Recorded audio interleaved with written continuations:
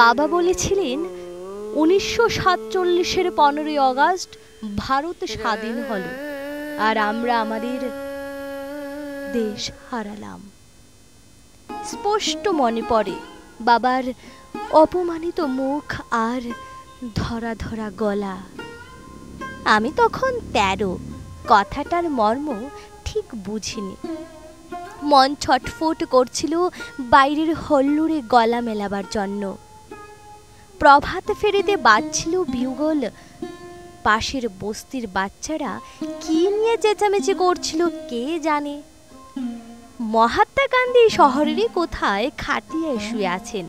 কে জানি বলেছিলেন তিনি খুব কাঁদছেন।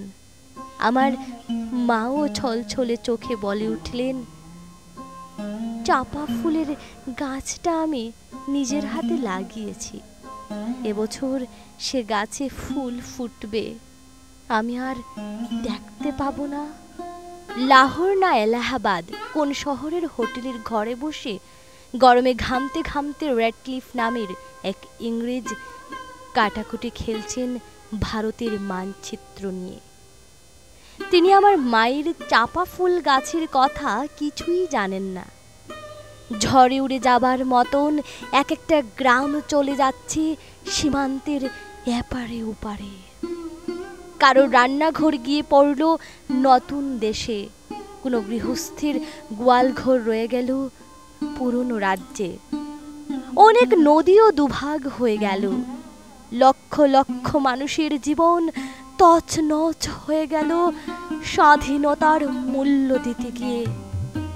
পাঞ্জাব ও বাংলা, যেখানকার ছেলেরা জীবনপণ সবচেয়ে বেশি লড়াই করেছে দেশের মুক্তির জন্য, সেই দুটো রাজ্যই কেটে ফেলে বইয়ে দেওয়া হলো রক্ত গঙ্গা। ধন্যবাদ আমার প্রিয় আবৃত্তি শ্রোতারা। আমি এই কবিতার অর্ধেক কবিতা আবৃত্তি করলাম। আপনারা চাইলে এই কবিতার অর্ধেক অংশটা আলোচনা করতে পারবেন এবং দ্বিতীয় পার্টটা আমি আরেকদিন নিয়ে আসবো। চলো, আজকের জন্য এতটুকুই থাকলো।